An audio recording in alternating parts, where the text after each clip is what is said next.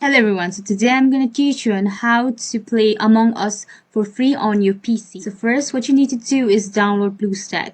Go on download, go on BlueStack and download it on your PC. After your download has been completed, you can see you can open your BlueStack. It has already been completed. It will take some time but surely it will be. So after that you can go and search for your games. Go home and go for Among Us. Type on Among Us. Go to that Among Us page. Here you go. You have seen that there is an Among Us over here. Now we can install this from Google Play. Go ahead and install it. So firstly, you need to sign in by your account, then install it, then your account.